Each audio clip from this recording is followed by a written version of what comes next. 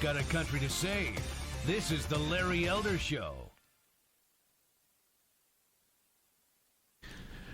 888-971-SAGE, 888-971-7243. I am Larry Elder. We are Salem News Channel. We're going to talk about Pam Bondi squaring off with these Democrats who are accusing her of hiding the ball on Jeffrey Epstein, which I always find fascinating. They didn't give a damn about Jeffrey Epstein during the 4 years of Biden for a couple of reasons. One, Trump wasn't president. And two, Jeffrey Epstein was a Democrat. And most of the people so far implicated, including the former president of Harvard, Larry Summers, and Bill Gates, were Democrats who hung out with Jeffrey Epstein. So there's far more blood on the hands of Democrats than on Republicans. That's one of the reasons why Biden didn't give a rip about caring about the so-called survivors during his term. We'll get back to that in a second, though. My guest attended the Indian Institute of Technology. He is a friend and he is a colleague. And give you some idea of that university, IIT's undergraduate admission rate is less than 1%. Contrast that to MIT, which is 4%, or Oxford and Cambridge, which is 14%. It is very, very difficult to get into IIT. Every year, a bunch of people in India, which is the world's most populous country, 1.47 billion people, many of the kids attempt to get into IIT. They go to a camp where they study from some as young as the age of 11 years old in order to get in, and very, very few make it. But my friend and my colleague has. He attended IIT. He is founder and CEO of APIC Corporation, APIC, which he'll talk about in a minute. The nephew of a mathematician and physicist who worked with Albert Einstein to define one of two basic classes of subatomic particles. He is a physicist, leading-edge technology entrepreneur with technology to reduce the cost of energy by a large factor, the kind of energy necessary to power AI data centers and for things like robotics. Please welcome to the program, Dr. Raj Dutt.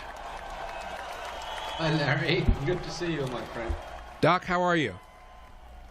I'm doing great. I mean, what an honor and a privilege to sit across the camera with you and shoot the breeze about physics. Now, when I invited you on, because you and I have done a lot of Zoom things because I'm on your board, I said make sure you don't dress like you're homeless. He kicks back with these tracksuits on, looks like Al Sharpton half the time, but I see now you spiffed it up, so I appreciate it. First of all, Dr. Raj, talk to us about IIT. Tell us about the institution, how difficult it is to get in. So the Indian Institute of Technology was actually started by the British coming to the end of the Second World War.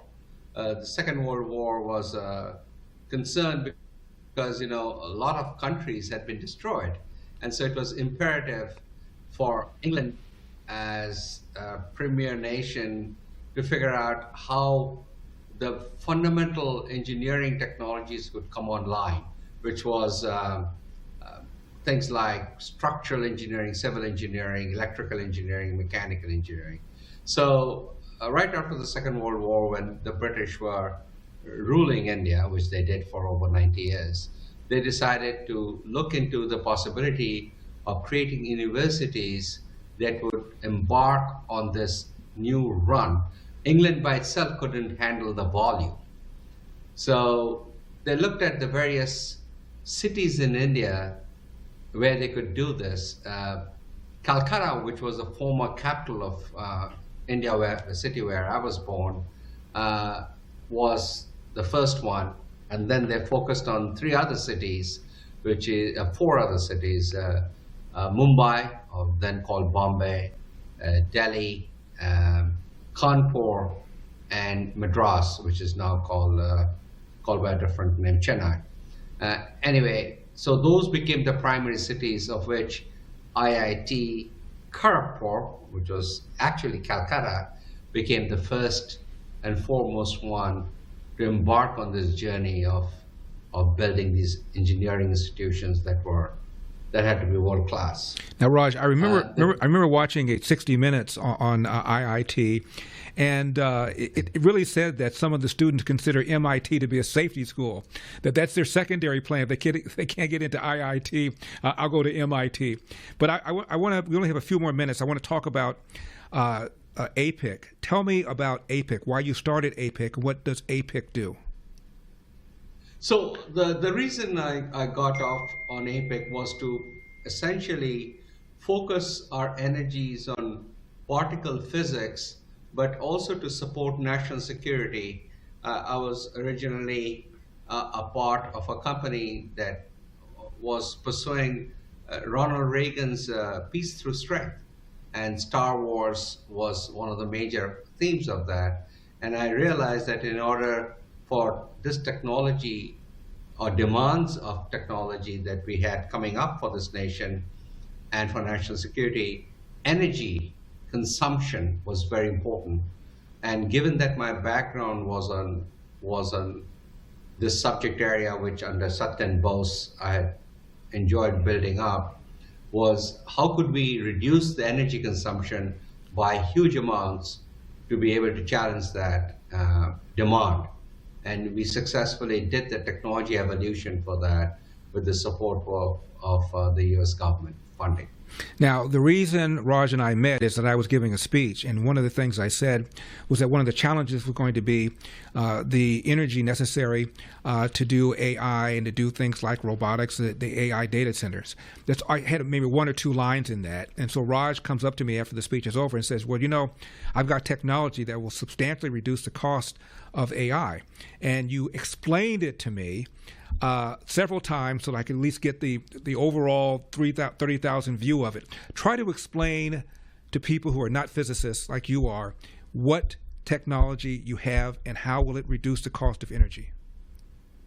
Sure. So the way we approached that problem was with interaction and working with the US government. What are the things that generate heat? Well, electrons, when they propagate over copper, they generate heat. It's called ohmic heating. So there's resistance in the copper wire, and electron propagates, it generates heat. However, if you can do the same communication inside a computer using particles of light photons over fiber or some other medium, then you don't generate heat. So that was our focus, was coming up with an approach that could replace communication on computers. Now, this had already been established for data centers and communication globally, where the world was now wired using fiber.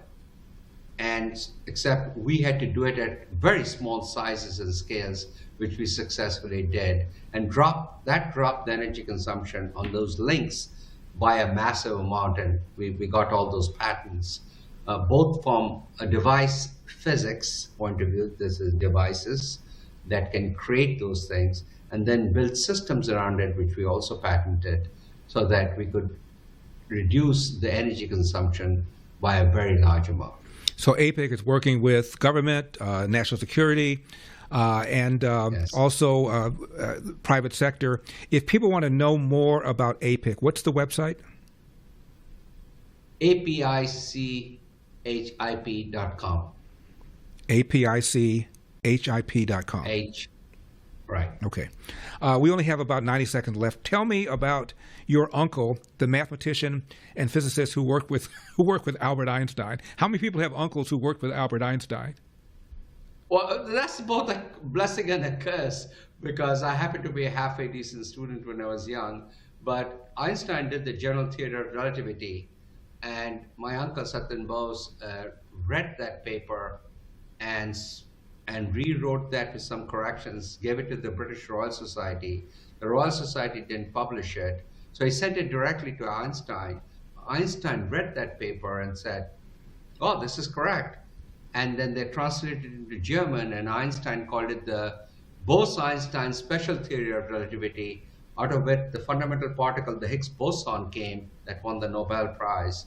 And started this journey of quantum physics, because out of that mathematics came the Bose-Einstein condensate, which is the fifth form of matter, and that started the foundation of quantum physics. Before you go, Raj, did you ever meet Albert Einstein?